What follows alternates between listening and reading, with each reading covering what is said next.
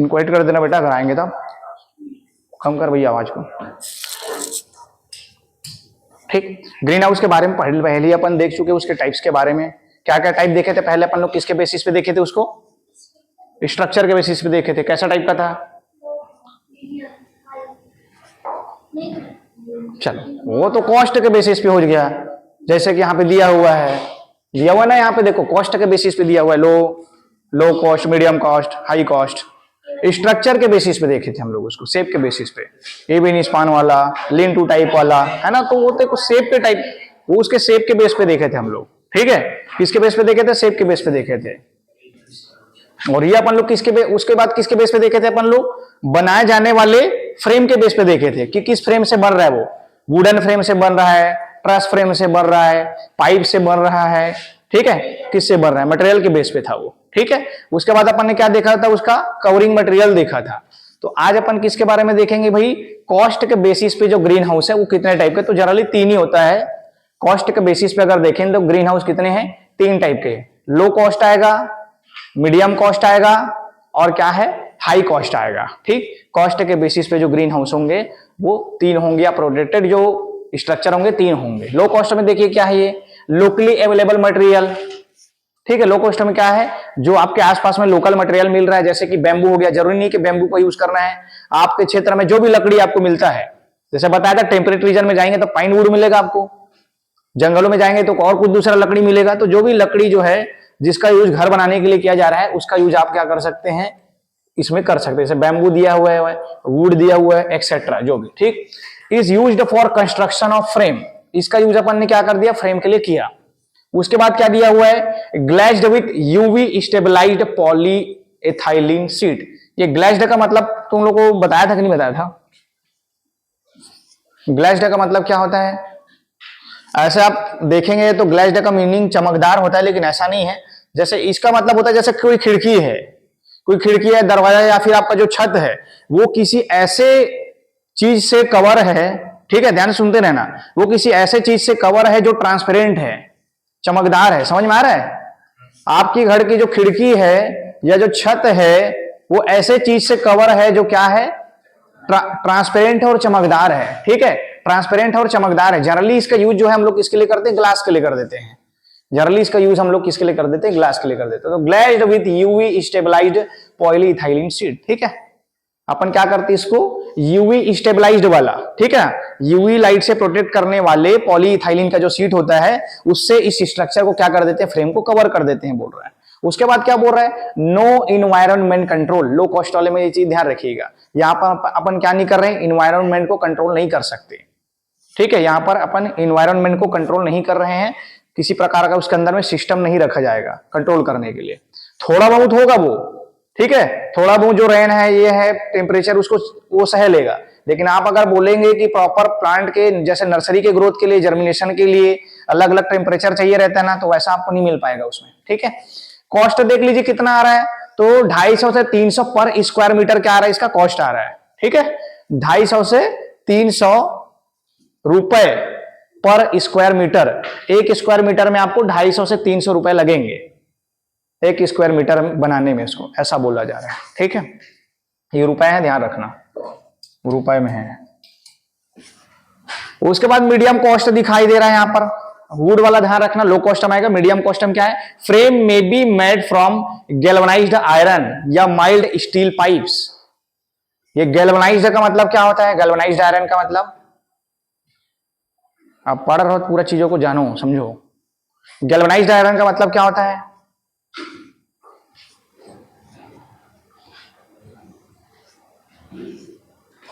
देखो, galvanised iron मतलब, ध्यान से सुनना, गैल्वनाइज्ड आयरन किस प्रोसेस से बनता है? गैल्वेनाइजेशन, इसी को बोलते हैं हम लोग गैल्वेनाइजिंग। लास्ट में कौन सा शब्द आ रहा है? देखो कौन सा शब्द आ रहा है? जिंग आ रहा है। जो आयरन होता है, ध्यान सुनना, जो आयरन होता है, जो लोहा जो आप लोग यूज करते हैं ना इसमें ना, उसको जिंक से प्रोटेक्ट किया जाता है। समझ में आ रहा है?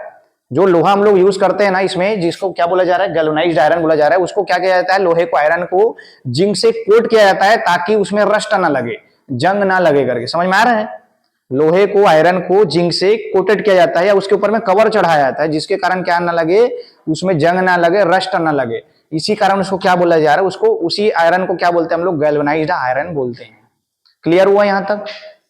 माइल्ड स्टील भी नॉर्मल है। लो कार्बन वाला जो लोहा होता है, आयरन होता है, उसको अपन लोग माइल्ड स्टील बोलते हैं। ठीक है, लो कार्बन वाला, कम कार्बन वाला मतलब जो बनाया जाता है ना आयरन, उसको लो क्या बोला जाता है, माइल्ड स्टील पाइप बोला जा रहा है। ये हल्का होता है ना, वजन में क्या होगा, ये हल्का होगा, भारी नहीं होता है। वो वजन में जो है क्या होगा, ये हल्का होगा। क्लियर हुआ यहां तक? जो भी चीज बताया यहाँ पे मैं पूरा, कुछ भी डाउट हो तो पूछ लेना। यहां पर भी देखिए क्या दिया हुआ है, glazed with UV stabilised polyethylene sheet, यहीं पर भी सेम है वहां पर भी।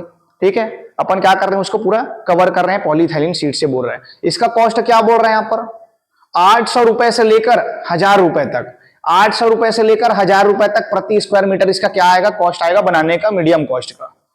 मीडियम कॉस्ट है जो ग्रीन हाउस है, उसको बनाने का खर्चा कितना है, 800 रुपए से लेकर 1000 रुपए प्रति स्क्वायर मीटर खर्चा आएगा।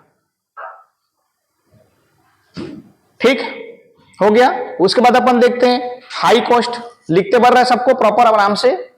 ठीक है, आराम से लिखते चलिए, कोई हड़बड़ी नहीं है। हाई कॉस्ट में आएंगे तो हाई कॉस्ट में देखिए यहां पर सब चीज चेंज हो गया है। फ्रेम में बी मेड फ्रॉम एल्यूमिनियम। ठीक है, क्या हो रहा है यहां पर, जो फ्रेम है वो एल्यूमिनियम का हो सकता है या फिर जीआई पाइप, मतलब वही है गैल्वेनाइज्ड आयरन का जो है पाइप रहेगा। ठीक है, या तो ये क्या रहेगा, एल्यूमिनियम का बना होगा, या तो फिर गैल्वेनाइज्ड आयरन का ही पाइप रहेगा, बोल रहा है। Glazed with UV stabilised double layer polythene sheet.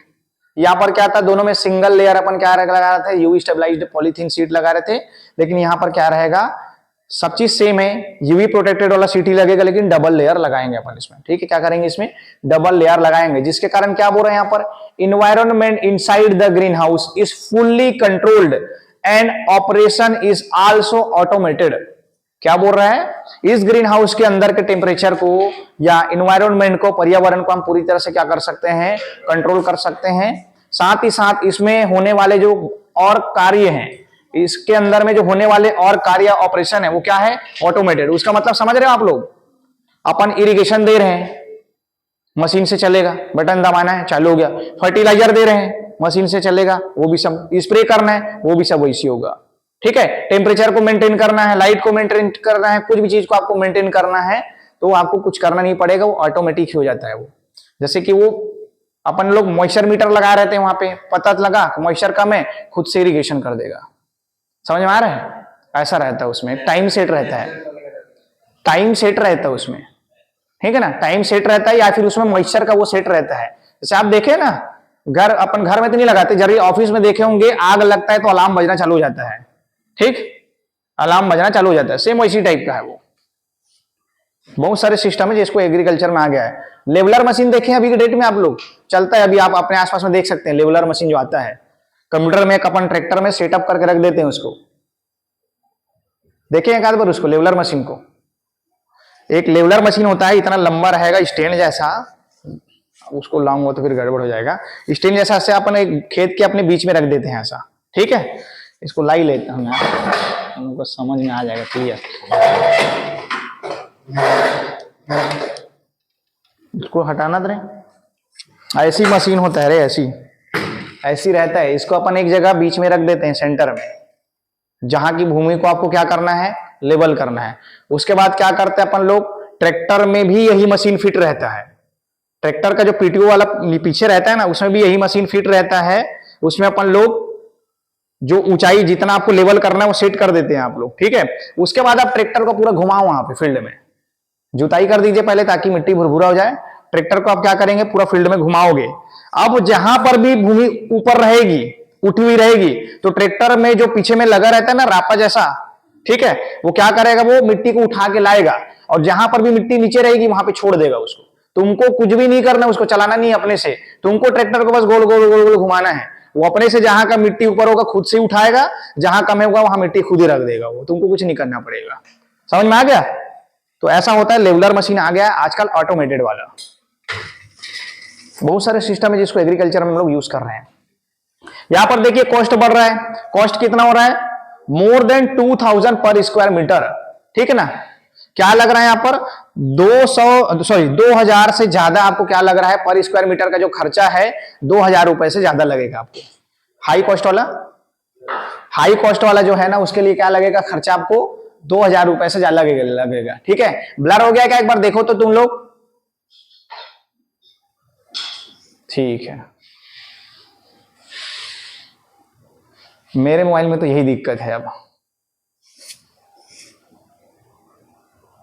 2 minute ना, कहीं पर तो चालू नहीं होगा वैसे।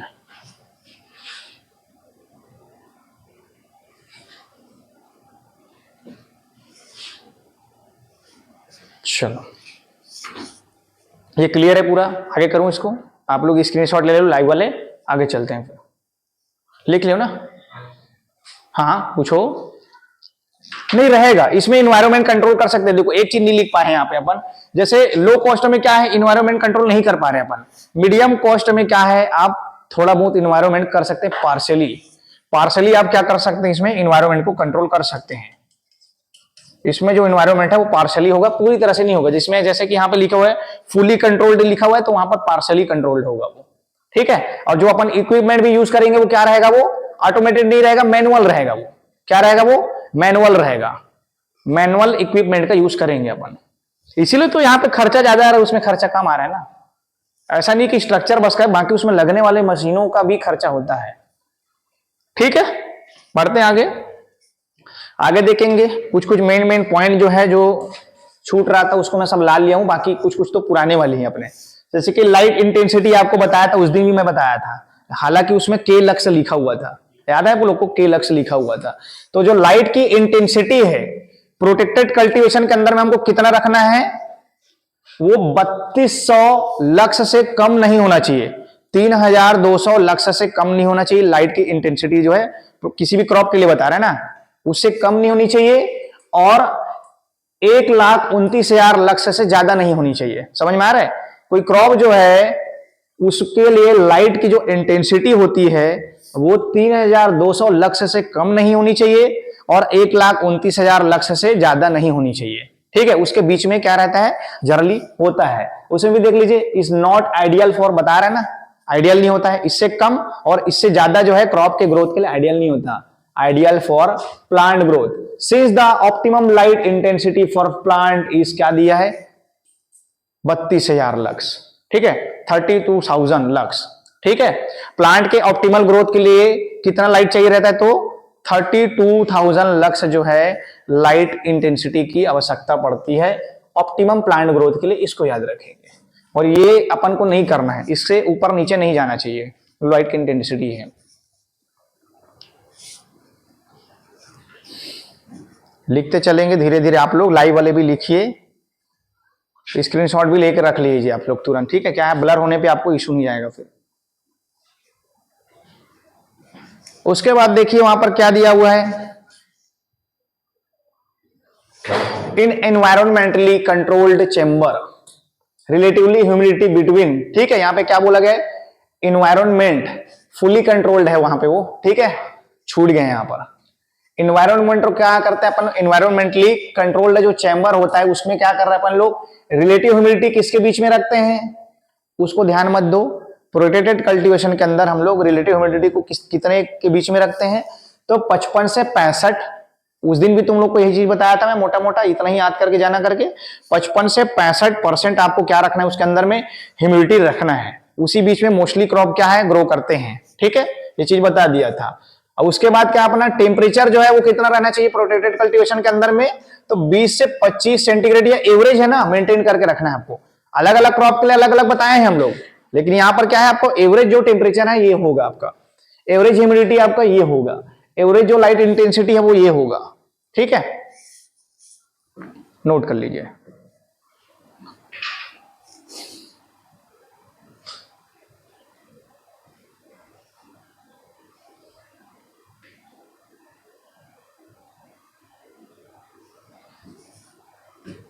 ठीक, उसके बाद क्या बता रहे हैं, रिपोर्ट्स के अनुसार क्या बता रहा है, अगर आप कार्बन डाइऑक्साइड की जो मात्रा है अगर आप कार्बन डाइऑक्साइड की जो मात्रा है उसको अगर ग्रीन हाउस के अंदर आप 1000 से 1500 ppm मेंटेन करके रखते हैं, ग्रीन हाउस के अंदर आप कार्बन डाइऑक्साइड की मात्रा को 1000 से 1500 ppm तक मेंटेन करके रख रहे हैं, तो क्रॉप की यील्ड जो है 20 से 30% क्या होती है, बढ़ जाती है। ठीक है, अगर ग्रीन हाउस के अंदर में या प्रोटेक्टेड कल्टीवेशन के अंदर में आप कार्बन डाइऑक्साइड की मात्रा को 1000 से 1500 ppm के बीच में रख रहे हैं, मेंटेन कर रहे हैं, तो क्रॉप की जो यील्ड है वो क्या होगी, 20 से 30% ज्यादा आती है। हमको यील्ड ज्यादा लेना ही है ना, नहीं तो फिर क्या मतलब, प्रोटेक्टेड कल्टीवेशन में लगाने का कोई मतलब ही नहीं होगा अगर यील्ड जो है नॉर्मल फील्ड जैसा ही आ रहा है, तो नुकसान हो जाएगा। कहीं पर कोई लाइन नहीं समझ आएगी तो तुरंत आप लोग बताएंगे कि नहीं समझ आया सर करके ना, तुरंत आगे बढ़ेंगे।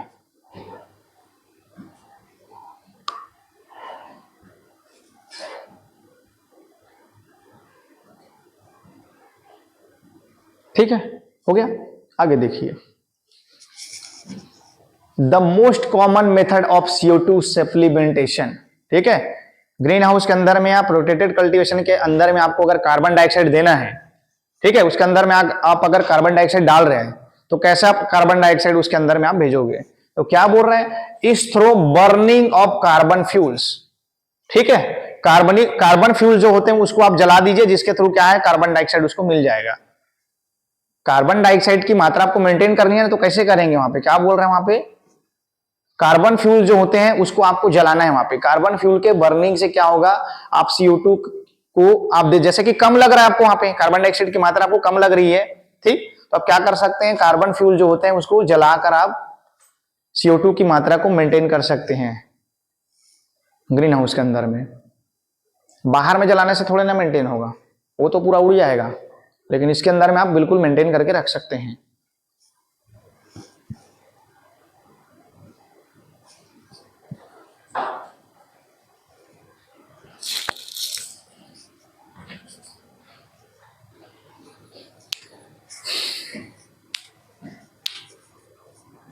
ठीक, उसके बाद देखिए ओरिएंटेशन को। ओरिएंटेशन मतलब हमको डायरेक्शन कैसे रखना है, ठीक है, मतलब उसको बनाना कैसे है, उसको किस दिशा में किस डायरेक्शन में बनाना रहता है। तो जनरली ग्रीन हाउस को अगर कॉमन अगर आपको पूछा जा रहा है कि ग्रीन हाउस को किस दिशा में बनाएंगे, ठीक है, कॉमनली अगर आपको पूछा जा रहा है कि ग्रीन हाउस को किस दिशा में बनाया जाता है, तो क्या होगा आपका, नॉर्थ साउथ होगा। ठीक है, नॉर्थ साउथ सीधा बनाना है। ओरिएंटेशन और direction of green house should be north south. क्यों नॉर्थ साउथ में क्यों रखोगे आप, कारण कुछ होगा, सनलाइट क्या, नहीं सनलाइट तो मिलेगा, मैं समझ रहा हूं सनलाइट के कारण ही किया गया, लेकिन सनलाइट क्या, कैसा सनलाइट मिलेगा, उसको लिखा हुआ है वहां पे, देखो ऐसे समझो, मोस्ट इवन लाइट डिस्ट्रीब्यूशन। इसका मतलब समझ रहे हैं हम लोग, ये अब ये बताओ चलो इसको किस एरिया में किया जाएगा, ये जो लाइट अपन लोग अभी दिए हैं इसको किस एरिया में करोगे, इसको हटाने का मतलब है, नीचे में लिख दिया हूं इसलिए हटा दिया। इसको कौन से एरिया में आप अपनाओगे, इस तरह का जो ओरिएंटेशन है, टेम्परेट रीजन में जाओगे, ट्रॉपिकल में जाओगे, सब ट्रॉपिकल में जाओगे, कहां जाओगे आप, कैसे रीजन में आप अपनाओगे, गर्मी जहां पड़ती है, ठंड पड़ती है, कहां अपनाओगे आप इसको, आप किस रीजन में अपनाओगे,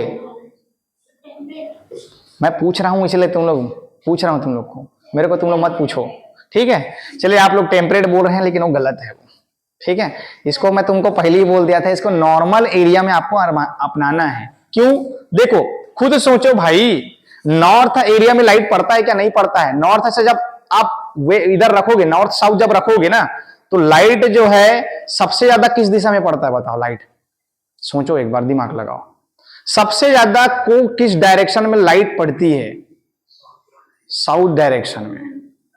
कभी भी आप अपने घर में देख लेना, आपके घर के साउथ डायरेक्शन में सबसे ज्यादा लाइट पड़ता है, ठीक है। तो अगर हमको टेम्परेट रीजन में, अगर करना होगा ग्रीन हाउस ना, तो हमको ज्यादा से ज्यादा लाइट पड़ना चाहिए, तो हम उसको साउथ डायरेक्शन में डालेंगे उसको, ठीक है। उसका ज्यादा बड़ा हिस्सा मतलब साउथ डायरेक्शन में आना चाहिए, मतलब उसका घर कैसा होना चाहिए, ईस्ट से वेस्ट होना चाहिए। हमारा घर कैसा होना चाहिए या ग्रीन हाउस कैसा होना चाहिए, ईस्ट से वेस्ट बनाए, ताकि उसका बड़ा वाला जो हिस्सा रहता है, भाई छोर ऐसा रहेगा ना, ये जो हमारा ग्रीन हाउस है वो ऐसा बनना चाहिए, ये नॉर्थ हो गया, ये साउथ एरिया हो गया, ठीक है, और ये क्या हो गया, वेस्ट हो गया, और ये ईस्ट हो गया, ऐसे बनाएंगे। कॉर्नर इधर आना चाहिए और जो लंबा एरिया है वो किधर जाना चाहिए, इधर साउथ और नॉर्थ आना चाहिए, ताकि ज्यादा से ज्यादा लाइट जो है इधर पड़े, अपना ज्यादा से ज्यादा लाइट इधर आएगा। ठीक है, समझ में आ गया जो बोला मैं। और जहां पे गर्मी जो है नॉर्मल पड़ रही है आपको, एवरेज यहाँ पे टेम्परेचर पहले से ही हाई है, वहां पे अपन को ज्यादा लाइट का उतना जरूरत नहीं पड़ता है। ठीक, तो अपन क्या रखते हैं, एवरेज रखते हैं उसको, फिर इवन बराबर पड़ना चाहिए बोरा लाइट, कम ज्यादा नहीं होना चाहिए, बराबर जो है लाइट पड़नी चाहिए। इसमें कोई डाउट है, फिर से मैं एक बार बता रहा हूं, फिर से सुनिएगा। ओरिएंटेशन और डायरेक्शन अगर पूछेगा ग्रीन हाउस का, कुछ भी नहीं दिया है कि किस एरिया में करना है करके, कुछ भी नहीं दिया है आपको, क्या बताना है, सीधा नॉर्थ साउथ बताना है। कारण क्या बोल रहा हूं, मोस्ट इवन लाइट डिस्ट्रीब्यूशन, बराबर लाइट डिस्ट्रीब्यूशन होगा उसमें, कम ज्यादा से अपन को मतलब नहीं है यहाँ पे। ठीक है, कम ज्यादा से क्या है अपन को मतलब नहीं है। लेकिन अगर अपन लोग को ज्यादा लाइट चाहिए, जैसे अपन टेम्परेट रीजन में कर रहे हैं, ठीक है, क्या कर रहे हैं अपन लोग, टेम्परेट रीजन में जैसे कर रहे हैं, यहां पर दिया हुआ है, इन टेम्परेट कंट्रीज और the areas having longer winter period. ठीक है, जहां पे लंबे समय तक क्या रहता है, विंटर सीजन रहता है, लंबे समय तक जहां पर क्या पड़ती है, ठंड पड़ती है। कौन सा एरिया, अरे कुल्लू मनाली भी बोल दोगे चल जाएगा, मैं समझ जाऊंगा, कम से कम घूमने गए थे ऐसे करके। अपने एरिया का नाम बताओ ना तुम लोग सीधा। हिमाचल प्रदेश सर ऐसा बोल दिए, जम्मू कश्मीर सर बोल दिए, मनाली बोल दिए, अब नहीं जा सकते तो कम बोल दो जी। ठीक है, तो ऐसे एरिया में क्या करना है हमको, लाइट जो है ज्यादा से ज्यादा पड़ना चाहिए। ठीक है, लाइट जो है हमारे ग्रीन हाउस में ज्यादा से ज्यादा पड़ना चाहिए, तो उसका ओरिएंटेशन क्या रखेंगे हम लोग, ईस्ट वेस्ट है, तो ज्यादा से ज्यादा फोकस कहां पे जाएगा, साउथ में जाएगा। समझ में आ रहा है ना, ईस्ट वेस्ट ओरिएंटेशन रखेंगे तो बड़ा हिस्सा जो है हमारे ग्रीन हाउस का वो किधर जाएगा, साउथ में फेसिंग होगा। ठीक है, तो वहां पर लाइट जो है ज्यादा पड़ेगा, ज्यादा समय तक वहां पे आपको लाइट मिलेगा। आया समझ में। अभी भी अगर इसमें कोई भी कंफ्यूजन हो तो अभी पूछ लो, कोई डाउट है जी किसी को, इसमें पूछ सकते हो आप लोग, पूछ सकते हो, अभी भी कुछ डाउट होगा, नहीं समझ आ रहा होगा तो पूछ सकते हो। मैं अपना काम तो कर दिया बता के। ठीक है, देख लीजिए, east west direction to get more light during winter months, लंबे समय तक लाइट रहेगा वहां पे। ईस्ट में ज्यादा टाइम तक नहीं रहता लाइट, वो तो सुबह सुबह रहेगा, इधर साउथ में जाता है तुरंत वो, और वेस्ट में भी ज्यादा नहीं रहता। मतलब देखो, ईस्ट में भी जब ना उग रहा है वो, वेस्ट में क्या हो रहा है, डूब रहा है, तो प्रॉपर लाइट नहीं मिलता आपको। साउथ में बराबर एकदम टॉप में रहता है अपने लाइट में वो। ठीक है, साउथ में बराबर एकदम टॉप में रहेगा वो जो लाइट है वो, इसलिए आपको ऐसा चाहिए रहता है।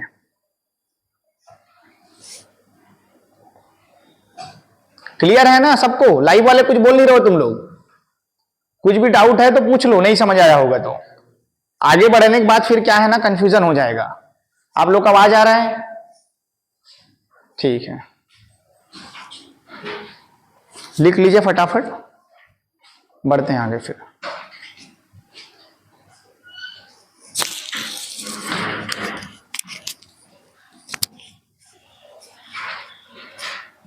रिकॉर्डिंग को देखते रहना भैया, बंद हो जाता है कई बार, फिर नुकसान हो जाता है।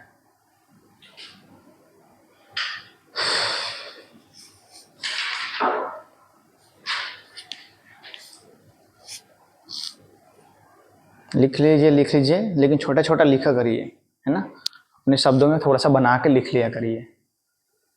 यहाँ पे जैसे आप लिख सकते हैं विंटर, जैसे टेम्परेट रीजन अगर पड़ रहा है, ठंडा एरिया पड़ रहा है, तो अपन को ईस्ट वेस्ट रखना है, ताकि साउथ जो डायरेक्शन है उसमें ज्यादा से ज्यादा लाइट पड़े करके, बस हो गया खत्म, कुछ ज्यादा नहीं लिखना है। ठीक है, चलूं आगे, आगे चलते हैं। आगे क्या दिया हुआ है भैया, साइज ऑफ थिकनेस। ठीक है, 2 मिनट, ये क्लियर नहीं हुआ है। Size of thickness of cladding. ठीक है, क्लैडिंग का मतलब ही कवरिंग होता है, बताया था आप लोग को।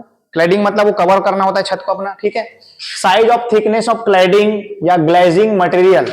ठीक है, कवर करने वाले जो मटेरियल हैं उनका साइज या थिकनेस क्या होना चाहिए, यूज्ड फॉर ग्रीन हाउस। ठीक है, कंस्ट्रक्शन, तो कितना होना चाहिए बोल रहा है, 200 माइक्रोन होना चाहिए बोल रहा है। 200 माइक्रोन या फिर क्या होना चाहिए, 800 गेज का होना चाहिए। 200 माइक्रोन या फिर 800 गेज का होना चाहिए। ठीक है, जो हम लोग यूज करते हैं ग्रीन हाउस में कवरिंग मटेरियल जो यूज करते हैं कवर करने के लिए, ग्लेजिंग या फिर क्लैडिंग मटेरियल दिया हुआ है, जो कवरिंग मटेरियल ही है, वो उसका साइज कितना रहना चाहिए? 200 माइक्रोन होना चाहिए या फिर 800 गेज का होना चाहिए।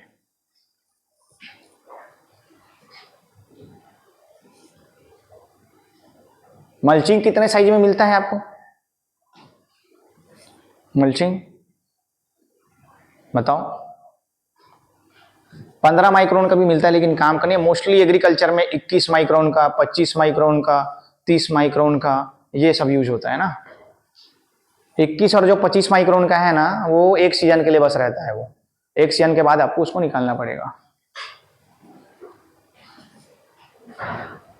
मल्चिंग को भी याद करना, ठीक है। 21-25 माइक्रोन का जो है एक सीजनल रहेगा वो। हाँ पूछो,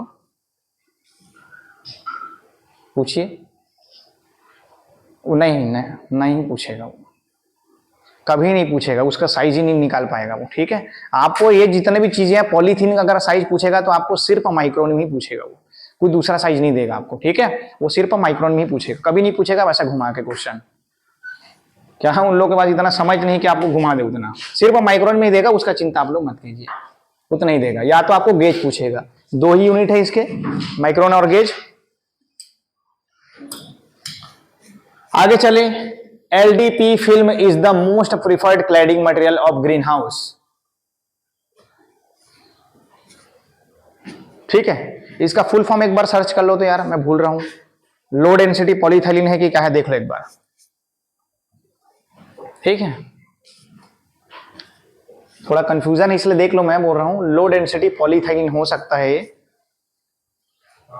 वही है ना। चलिए ठीक है, क्या होता है ये? लो डेंसिटी पॉलीथाइलिन होता है। फुल फॉर्म को लिख ले रहा हूं, कोई भरोसा नहीं है कब क्या पूछ देगा, उसको वहीं पे लिख लो।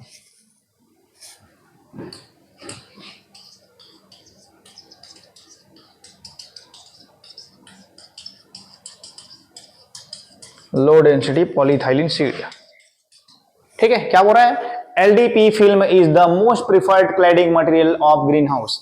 ग्रीन हाउस के लिए सबसे ज्यादा प्रीफर किए जाने वाला, सबसे ज्यादा क्लैडिंग प्रीफर किया जाने वाला क्लैडिंग मटेरियल या फिर कवरिंग मटेरियल बोलोगे उसी का, कौन सा है?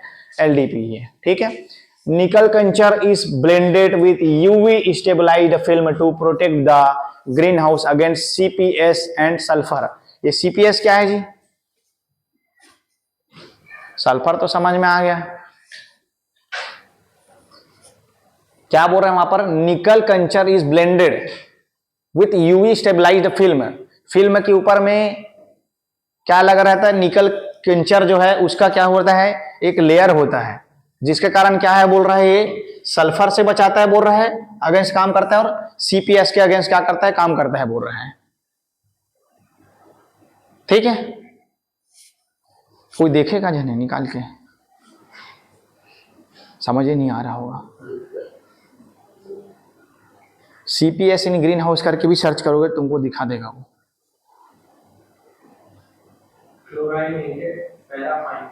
ठीक है, क्लोरीनेटेड पैराफाइन है, पैराफिन्स, क्लोरीनेटेड पैराफिन्स,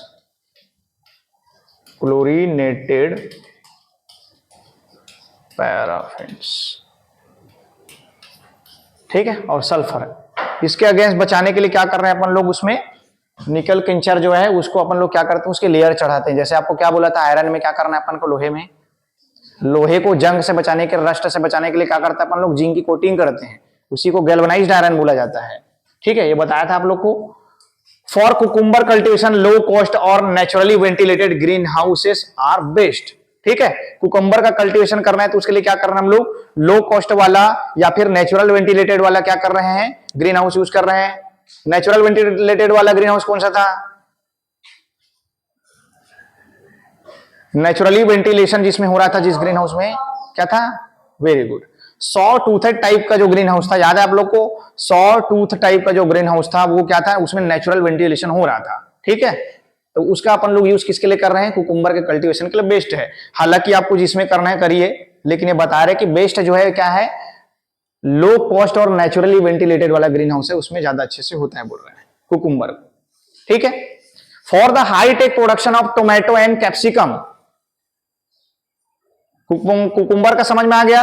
अब क्या बोल रहे हैं? टमाटर या फिर जो शिमला मिर्च है, उसका अगर आपको क्या करना, हाईटेक प्रोडक्शन आपको करना है या हाई टेक्नोलॉजी के साथ अगर करना है तो क्या कहा है, insect net proof green house are necessary बोल रहे हैं। ठीक है, अगर आपको टमाटर या फिर शिमला मिर्च की जो खेती है हाईटेक तरीके से अगर करनी है तो आपको इंसेक्ट नेट प्रूफ क्या है, लगाना आवश्यक है बोल रहा है। क्यों लगाना है तुम लोग को भी पता है, क्यों आवश्यक है वो चीज तुम लोग को भी पता होगा। ठीक है, इंसेक्ट क्या कर सकता है, क्योंकि मिर्च और टमाटर ही ऐसे जो जो क्रॉप है जिसको सबसे ज्यादा नुकसान पहुंचाने का काम कर देता है। वो मिर्च में जैसे आपका थ्रिप्स लग गया, आप कुछ नहीं कर सकते फिर वहां पर। ठीक है, इन्वायरमेंट को आप कितना भी कंट्रोल करो कोई मतलब नहीं है, अगर वहां पे कीड़ा लग गया तो। टमाटर भी वही सेम है, उसमें भी अगर वायरस हो गया या फिर कुछ ऐसा इंसेक्ट लग गया जिसके कारण क्या है, उसके प्रोडक्शन में कमी आ रही है या प्लांट खराब हो गया या फ्रूट खराब हो गया। क्योंकि भाई अपन को ग्रीन हाउस में ज्यादा अपन को पेस्टिसाइड यूज करना भी नहीं होता ना। आप ग्रीन हाउस में इसीलिए प्रोडक्शन इस तरह से लेते हैं ताकि उसका रेट जो है आपको ज्यादा मिले, वैल्यू जो है उसकी ज्यादा मिले आपको। और आप अगर ज्यादा पेस्टिसाइड यूज कर रहे हैं तो फिर उसको कोई मतलब नहीं हुआ, आप नॉर्मल भूमि में नॉर्मल जमीन में ही कर लीजिए उसको। वैल्यू ज्यादा मिलता है ना ग्रीन हाउस में करने से, क्योंकि आप लोग ज्यादा कम पेस्टिसाइड यूज कर रहे हैं तो उसको आप अपना ट्रांसपोर्ट क्वालिटी बना दिए हो, आप बाहर भेज सकते हो। यहाँ अगर आपको प्राइस नहीं मिल रहा है तो, यहाँ अगर आपको उसका प्राइस नहीं मिल रहा है आप बाहर भेज सकते हो। लेकिन अभी जो इस जमीन में नॉर्मल जमीन में आप जो कर रहे हो ना, टमाटर उगा रहे हो या कुछ भी उगा रहे हो, उसमें इतना पेस्टिसाइड मिला है कि आप अगर ट्रांसपोर्ट करना चाहोगे तो बाहर वाले उसको खरीदेंगे नहीं, उसको टेस्ट करेंगे, पेस्टिसाइड की मात्रा ज्यादा निकलेगी, उसको वापस कर देंगे। पिछले बार पता ना आप लोगों को, पूरा अल्फांसो को वापस कर दिए थे। ठीक है, बहुत सारी ऐसी क्रॉप है हमारे यहाँ से जिसको वापस कर दिए थे लोग, पेस्टिसाइड मात्रा ज्यादा होने के कारण। हमारे यहाँ वो चलता है लेकिन बाहर जो कंट्री है उसमें क्या है, ये सब चीज बैन है। ठीक है, तो फिर वही चीज बता दिया गया है अपन को, क्या देखना है, इंसेक्ट नेट प्रूफ बताए अपन लोग। तो the size of insect proof net should be 40 to 60 में सही। उस दिन फिर आपको बताया था 40 से 50 लिखा होता है, यहाँ पे 40 से 60 लिखा हुआ है। क्या था ये स्क्वायर मेस, क्या था मेस, ये क्या है, ये 40 से 60 क्या है मेस, मतलब क्या है। फिर कॉपी खोलने का जरूरत क्या है तुमको, बताओ, नहीं समझाया था उस दिन तुम लोग को।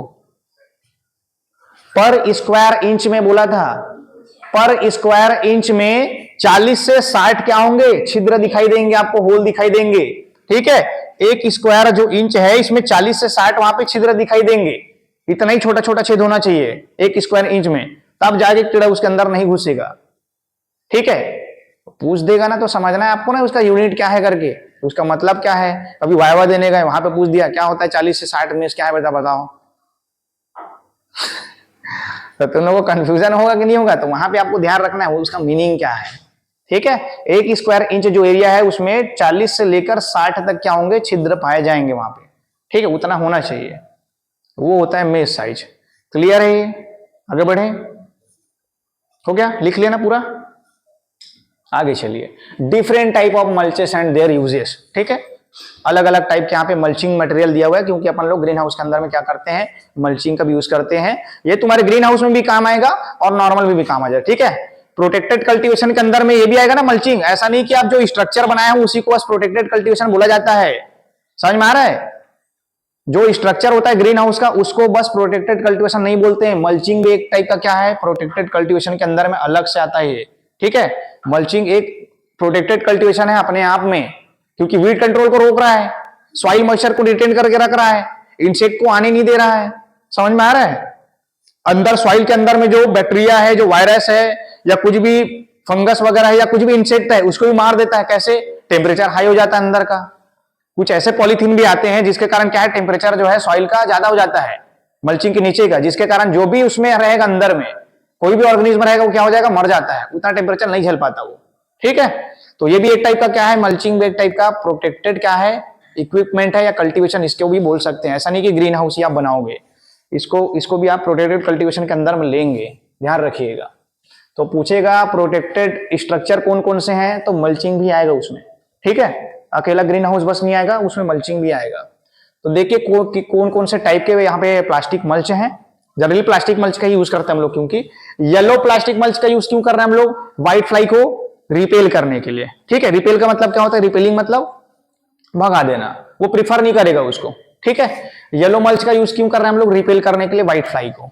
ठीक। दूसरा कलर्ड प्लास्टिक मल्च, क्या लिखा हुआ है, कलरफुल जो प्लास्टिक मल्च होता है उसका यूज क्यों करते हैं हम लोग, तो इंसेक्ट के डैमेज को रिड्यूस करने के लिए। वहां तो ठीक है व्हाइट फ्लाई भग गया, कलर वाला जो होता है वो क्या होता है, बहुत सारे ऐसे इंसेक्ट होते हैं जो क्या होते हैं किसी किसी कलर से भगते हैं, ठीक। तो उसके डैमेज को कम करने के लिए क्या करते हैं, कलरफुल अपन लोग मल्चिंग का यूज करते हैं।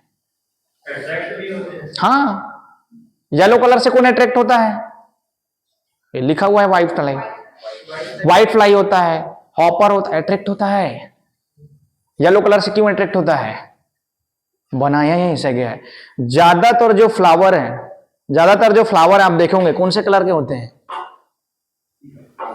येलो कलर के होते हैं, है ना। ज्यादातर जो फ्लावर आप देखेंगे मोस्टली वो येलो कलर के होते हैं और उस येलो कलर से ही वो अट्रैक्ट होता है। अब ध्यान से सुनना, कैबेज में आप मस्टर्ड ही क्यों लगा रहे हो, हालांकि फैमिली सेम है वो समझ में आ रहा है, फैमिली तो खैर सेम है, फैमिली सेम है तो गोभी लगा दो और दूसरा क्रॉप लगा दो। मस्टर्ड ही क्यों लगा रहे हो, फ्लावर के कारण, उसका फ्लावर येलो कलर का होता है जिसके कारण जो एफिड है ना उस फ्लावर की ओर अट्रैक्ट होकर उस क्रॉप में भग जाता है। वो आपके कैबेज से उसको कोई मतलब नहीं है, ठीक है, वो कैबेज को फिर देखेगा ही नहीं वो, और जहां उसको येलो कलर दिखा वो येलो कलर की ओर भगेगा सीधा। वो येलो कलर का मतलब आप समझ रहे हो, इंडिकेशन अभी बताता हूं क्या होता है। ऐसा नहीं कि इंसेक्ट के पास ब्रेन नहीं है, जितने भी यहाँ पे ऑर्गेनिज्म हैं सबके पास इतना दिमाग है कि मेरा अगर बच्चा पैदा हो तो उसके लिए मैं कुछ छोड़ के जाऊं। ऐसा इंसान ही नहीं करते हैं ना, जानवर भी ऐसा करते हैं। आप लोग के माँ बाप किए हैं कि नहीं किए हैं, भाई कुछ तो जमीन आपके लिए कुछ तो रखे होंगे, पैसा सोना चांदी जो भी जैसा भी खाने पीने का कुछ तो पैदा होती छोड़ देते, क्या तुम लोग नहीं छोड़ते ना, पालते हैं तुम लोग, सेम वैसे ही रहता है। इंसेक्ट अंडा देने से पहले देख लेता है कि कहां पे अंडा देना है। जनरली देखेंगे हमेशा वो लोग टेंडर सूट में, मुलायम जो तने होते हैं ना या मुलायम जो पत्तियां होती है वहीं पे अंडा देंगे वो लोग, ठीक है, वहीं पर अंडा देते हैं। या जहां पर येलो येलो कलर का जो फ्लावर दिख रहा है ना वहां पर अंडा देंगे। क्यों, वो इसलिए देते हैं, उसको पता है कि जैसे ही मेरा बच्चा 2 से 3 दिन बाद निकलेगा अंडे से उसको प्रॉपर खाना मिलेगा। यहाँ पे टमाटर के फील्ड में क्या लगाते हो आप लोग, इंसेक्ट से बचाने के लिए, इंसेक्ट को इंसेक्ट से प्रोटेक्ट करने के लिए टमाटर के फील्ड में क्या लगाते हैं आप लोग, मैरीगोल्ड लगाते हैं। मैरीगोल्ड का फ्लावर कैसा होता है, किस कलर का होता है, येलो कलर का। तो जो हेलिकोबार पार्मिजेरा है, अगर टमाटर का फील्ड है उसके आजू बाजू में अगर आप क्या लगाए हैं, मैरीगोल्ड लगाए हैं, तो आप जाके देखिएगा मैरीगोल्ड के फ्लावर को ऐसे निकाल के देखिएगा, आपको उसमें हेलिकोबार पार्मिजेरा का लार्वा मिल जाएगा, ठीक है। क्यों मिलेगा, क्यों मिलेगा, अभी बता रहा हूं ना। येलो कलर से जो फीमेल है वो अंडा देने के लिए उसी में ही जाएगी, उसी को ही प्रेफर करेगी वो मैरीगोल्ड को, कि इसमें अंडा दूंगी, बच्चा जैसे ही निकलेगा वो आराम से उसको खाने पीने को मिलेगा करके। ये होता है मेन कारण जो है, ठीक है भाई। मैरीगोल्ड और टमाटर की फैमिली में कोई वो है क्या, दूर दूर तक कोई रिश्ता नहीं उन दोनों का, तो फिर भी लगा रहे हैं ना अपन। ऐसा नहीं कि सेम क्रॉप लगाना है आपको सेम फैमिली का, वो फ्लावर के कारण है। अब चलो उसमें चला गया फ्लावर में, अब क्या होगा, फ्लावर में चला गया हेलिकोबार पार्मिजेरा।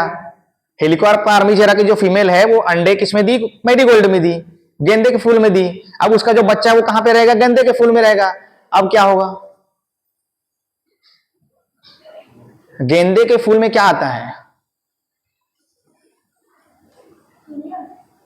चिड़िया आता है। क्या आता है गेंदे के फूल में, किसी फ्लावर में क्या आता है, भोंगरा कीड़ा। अरे आता है बड़ा वाला जो कीड़ा आता है, देखो बड़ा वाला काले काले कलर का मधुमक्खी आता है, देखना आप लोग, ठीक है। काले काले कलर का जो है वो बी की स्पीसीज है वो, ठीक है। तो वो कीड़े को उठा के ले जाती है। वास्प होता है या जो मधुमक्खी की जो स्पीसीज होती है, बीस की जो स्पीसीज होती है, वास्प की जो स्पीसीज होती है, वो क्या करते हैं देखना, फ्लावर में मंडराते रहते हैं वो लोग पॉलिन नेक्टर के लिए। वो लार्वा को भी लेके चले जाता है वो, ठीक है। लार्वा को लेके क्या हो जाते हैं वो लोग, उड़ जाते हैं वो लोग, वास्प जनरली खास करके। तो नेचुरली आप कंट्रोल कर लिए। नेचुरल अगर कंट्रोल करना है तब की बात है ना, ऐसा नहीं कि भैया फ्लावर में चला गया है तो उसमें आप स्प्रे कर रहे हो, फ्लावर में टमाटर को छोड़ दिए। आप तो पूरी तरह से पूरा नॉन पेस्टिसाइड वाला यूज कर रहे हैं ना। तो ये तरीका होता है उसका, मतलब लिंक अगर जोड़ेंगे तो ऐसे ही जुड़ेगा वो लिंक जो है। आया बात समझ में, चलो फालतू फालतू चीजों में चले गए थे अपन लोग, उसमें नहीं जाना था अपन को। ब्लैक प्लास्टिक मल्च क्या दिखा रहा है यहाँ पर, ब्लैक प्लास्टिक मल्च का यूज क्यों करते हैं हम लोग, सॉइल मॉइस्चर को रिटेन करने के लिए, बचा के रखने के लिए। It retain soil moisture and control the weed growth. ठीक है, क्या करता है ब्लैक जो मल्च है वो सॉइल मॉइस्चर को क्या करता है, रिटेन करके रखता है, रोक के रखता है, मॉइस्चर वहां पे बना रहता है। सेकंड क्या है, वीड को कंट्रोल करने के लिए वीड को क्या है, उगने नहीं देगा वो, वीड को क्या नहीं देगा, उगने ही नहीं देगा वो। दूसरा होता है ट्रांसपेरेंट मल्च, आप लोग पक्का इसका यूज किए होगे, ट्रांसपेरेंट मल्च का यूज किए हो कभी, सॉइल स्टरलाइजेशन या सोलराइजेशन कभी किए हो आप लोग अपनी लाइफ में, रावे किए हैं आप लोग, रावे में नहीं किए हो बिल्कुल भी, बेटा देखेंगे आप रावे में ना अपन लोग सॉइल सोलराइजेशन या सॉइल स्टरलाइजेशन करते हैं, क्या उसको बड़े एरिया में करना पॉसिबल है, नहीं है, क्योंकि उसको पूरा क्या करना पड़ता है, पॉलीथीन से ढकना पड़ता है। सॉइल सोलराइजेशन या स्टरलाइजेशन करते हैं तो क्या करना पड़ता है हमको, जो फील्ड है उसको पूरा पॉलीथीन से, ट्रांसपेरेंट पॉलीथीन से ढकना पड़ता है। आप किस एरिया में कर सकते हो बताओ इसको, कहां पे कर सकते हो इसको, इस क्रिया को, फील्ड में तो बोल दिया पॉसिबल नहीं है, उतना बड़ा झिल्ली नहीं ला सकते आप, नहीं कर पाओगे, उतना बड़ा पॉलीथीन नहीं ला पाओगे, कहां पे करोगे, हाँ कहां करेंगे, अरे एकदम कॉमन सेंस लगाओ भाई, 1 हेक्टेयर आपको धान लगाने के लिए उसका नर्सरी कितना लगाना पड़ता है, 1 हेक्टेयर धान लगाने के लिए उसकी नर्सरी कितनी लगानी पड़ती है आपको, 1/10 लगाना पड़ता है ना, तो भाई नर्सरी में लगा सकते हो ना इसको। जब आप नर्सरी रेजिंग करते हैं, नर्सरी जब बनाते हैं तो नर्सरी को आपको क्या करना पड़ता है, स्टरलाइज करना पड़ता है, नर्सरी से ही तो डिसीज और पेस्ट जो है जाएंगे फील्ड में आपके, डैंपिंग ऑफ लगता है कि नहीं लगता है, समझ में आ रहा है, तो नर्सरी को ही ट्रीटमेंट करना है, अगर नर्सरी ट्रीटमेंट करना है तो आप क्या करेंगे, वहां पे ट्रांसपेरेंट मल्च लगा देते हैं अपन लोग, या डायरेक्ट फील्ड में भी यूज कर सकते हो आप लोग, लेकिन जनरली अगर आपको स्टरलाइजेशन करना है या सॉइल सोलराइजेशन करना है तो वो आपके नर्सरी में ही पॉसिबल है, डायरेक्ट फील्ड में आप नहीं कर सकते अप्लाई उसको, वो पॉसिबल नहीं होता प्रैक्टिकली, वो क्या है, फायदेमंद नहीं है वो, उससे अच्छा आप दवाई डाल दो। समझ में आ गया, ट्रांसपेरेंट जो मल्च होता है 30 से 40 माइक्रोन साइज का बता रहा है वो, और उसको क्या करती है, it increase the soil temperature, क्या कर देता है ये, सॉइल टेम्परेचर को इंक्रीज करेगा, बताया था सॉइल टेम्परेचर के इंक्रीज होने से उसमें जो भी माइक्रो ऑर्गेनिज्म होगा वो मर जाएगा वो, ठीक है, उसमें जो भी माइक्रो ऑर्गेनिज्म होगा वो क्या हो जाएगा, वो मर जाएगा। यहां तक क्लियर हो गया पूरा, ठीक है, मल्चिंग में कोई इशू नहीं है, हाँ पूछो।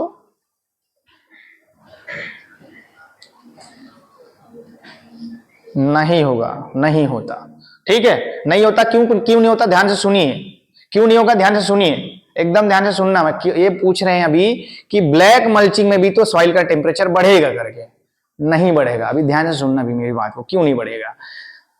ट्रांसपेरेंट जो पॉलीथीन होता है, आप लोग कवरिंग मटेरियल के रूप में ट्रांसपेरेंट पॉलीथीन का यूज करते हो, लाइट सीधा अंदर आ जाता है, समझ में आ रहा है, जो आप ब्लैक पॉलीथीन जो यूज करते हो उसमें पॉलीथीन बस गर्म होगा, अंदर गर्म नहीं होता वो, समझ में आ रहा है, मिट्टी गर्म नहीं होगा, ऊपर का कवर बस गर्म होगा, वहां का इन्वायरमेंट थोड़ा सा गर्म होगा, मिट्टी गर्म नहीं हो सकता। लेकिन जो व्हाइट पॉलीथीन होता है, ट्रांसपेरेंट वाला, व्हाइट नहीं ट्रांसपेरेंट वाला, उसमें जो सूरज की जो किरणें हैं सीधे नीचे भग जाएंगी, वो नीचे तो भग जाएंगी लेकिन रिफ्लेक्ट होने के टाइम में वो जो पॉलीथीन रहता है उसको रोक देता है, वो वापिस नहीं आ पाएगा, वो अंदर चली जाती है लेकिन वापिस नहीं आ पाता वो, जिसके कारण अंदर का जो सॉइल का टेम्परेचर है वो बढ़ जाएगा वो। लेकिन ब्लैक पॉलीथीन में या कलर पॉलीथीन में नहीं होगा, वो कहां से घुसेगा लाइट उसमें, बताओ, टायर से मार के देख लेना, इसे टायर से जलाना इसे, ठीक है, कलर पॉलीथीन में करना और ट्रांसपेरेंट में करना, कलर वाले में लाइट जो है आर पार नहीं होगी, लेकिन जो ट्रांसपेरेंट है उसमें जो लाइट है बिल्कुल उस पार चली जाएगी, सेम यही कारण है। आप लोग जब भी सॉइल स्टरलाइजेशन करोगे या सॉइल सोलराइजेशन करोगे तो ट्रांसपेरेंट सीड का ही यूज करना होता है, कभी भी कलरफुल सीड यूज नहीं करते, इसलिए पूछा आप लोग किए हो कि नहीं किए हो करके। रावे में हम लोग को यह कराया जाता है कि नर्सरी का एरिया है, 2% फॉर्मेल्डिहाइड लीजिए स्प्रेयर में, उसको पहले स्प्रे कीजिए सॉइल में, उसके बाद उसको पूरा पॉलीथीन से एयर टाइट कर दीजिए, उसके बाद देखेंगे थोड़ी देर में पूरा भाप बनना चालू हो जाता है, उसमें पूरा दिखता है पूरा भाप वो, ठीक है। 48 से 72 घंटे के लिए उसको रख दीजिए, जो भी चीज उसके अंदर में होगा पूरा खत्म हो गया। क्लियर है ये अभी कलरफुल और ये वाला व्हाइट ट्रांसपेरेंट वाला? कोई डाउट है तो पूछ लीजिए, क्योंकि सीधा आगे बढ़ेंगे फट से अपन लोग। किसी को कोई डाउट है? चलिए आगे चलते हैं फिर।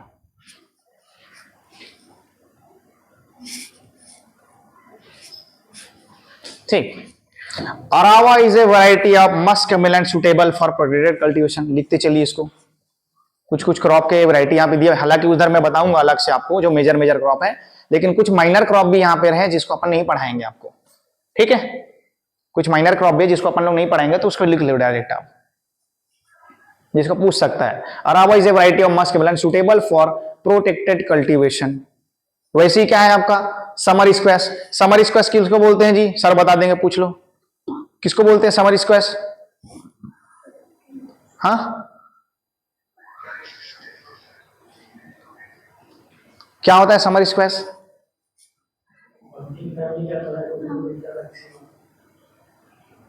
ये बोल रहे हैं एक जन इसमें लाइव में कि वो पीने का कुछ होता है करके। क्या होता है समर स्क्वैश? कॉमन नाम बताओ ना मेरे को, तुम लोग को सबको पता है बेटा।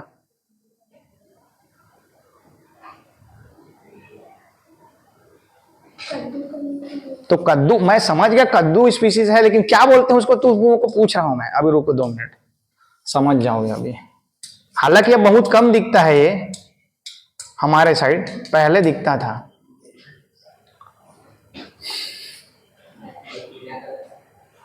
पीला कलर का रहता है, क्या है? नहीं नहीं है, इतना नहीं रहता वो। ये है आपका ऐसा।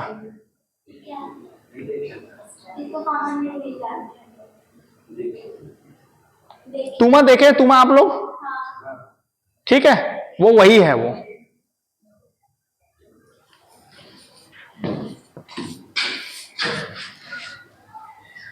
अरे नहीं नहीं नहीं, स्क्वैश और वो पीने वाला स्क्वैश अलग होता है, ठीक है। वो पीने वाला स्क्वैश अलग है, समर स्क्वैश ये है ये, ठीक है। पीने वाला जो स्क्वैश आप समझ रहा हूं मैं जो आप बोल रहे हो, ठीक है। ये लेकिन ये कद्दू की वैरायटी है, कुकुरबिटेसी फैमिली में आने वाला एक क्या है, क्रॉप है, जिसको समर स्क्वैश बोल रहे हैं हम लोग, ठीक है। वो मैं समझ गया था, आप ना बीवरेज बोले ना तो उतने टाइम में समझ गया था। बीवरेज स्क्वैश भी होता है एक बीवरेज, लेकिन ये क्रॉप है, ये समर स्क्वैश जो है क्रॉप है, जिसकी variety suitable for protected cultivation. Australian green है ना, ऑस्ट्रेलियन ग्रीन है ये, ठीक है। समर स्क्वैश की प्रोटेक्ट सुटेबल वैरायटी कौन सी है जिसको अपन प्रोटेक्टेड कल्टीवेशन में यूज कर सकते हैं? ऑस्ट्रेलियन ग्रीन, अलंकार, गॉडी, ठीक है।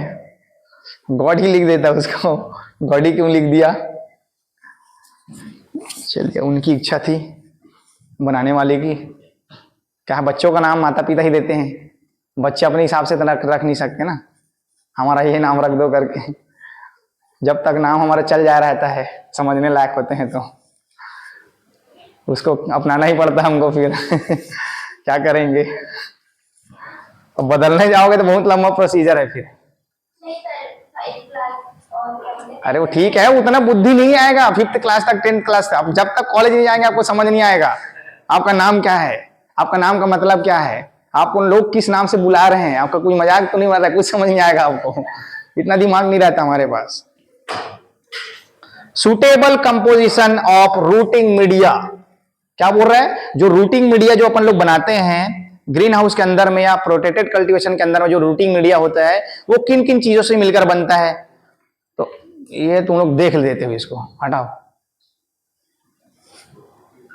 चलो, क्या क्या कौन कौन सा मीडिया होता है जिसको अपन लोग यूज करते हैं ग्रोइंग मीडिया, बताओ। कोकोपीट यूज करते हैं, और वर्मी कंपोस्ट, वर्मी कंपोस्ट को हटा भी, वर्मी कंपोस्ट कंपोस्ट है, वो यूज नहीं करोगे उसको, वो कंपोस्ट है भाई, कैसे यूज करोगे, आप नहीं कर सकते उसका यूज। हाँ सैंड का यूज करते, चलो। अरे वर्मी क्यूलाइड बोलो, परलाइड बोलो, ठीक है, ये दोनों बोलना था। मोसेस होता है, ऐसा बोल सकते हो, ठीक है। वर्मी कंपोस्ट कंपोस्ट है वो, ऐसा नहीं बोलेगा यूरिया डाल देंगे। वो मिक्स करना ही है आपको, FIM भी मिक्स करना है। देखिए क्या बोला गया है, जो ग्रोइंग मीडिया होता है या रूटिंग मीडिया होता है प्रोटेक्टेड कल्टीवेशन के अंदर में, वो 3 चीजों से मिलकर बनाया जाता है, कोकोपीट से, वर्मिक्यूलाइट से और परलाइट से। इन तीनों का रेशियो 3:1:1 होना चाहिए, ठीक है। कोकोपीट ज्यादा रखेंगे, वर्मिक्यूलाइट परलाइट कम रखेंगे। भाई महंगा पड़ता है ना, तुमको कोकोपीट तो सस्ता मिल जाएगा, 120 रुपए का 4 kg, ठीक है। कोकोपीट आपको सस्ता मिल जाता है।